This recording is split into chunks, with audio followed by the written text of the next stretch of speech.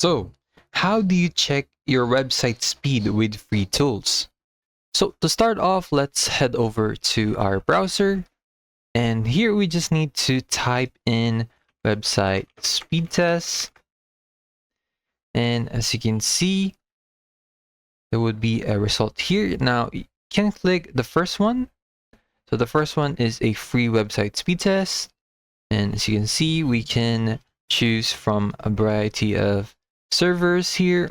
So for this example, we're just going to test on google.com, and we are gonna try it on North America. Now here, you just need to click on the start test and wait for it to calibrate the results.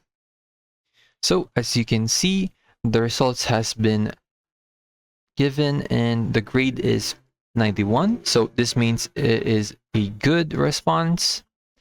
So the website is actually very fast, and basically it shares the overall statistics of the website. So that's basically it.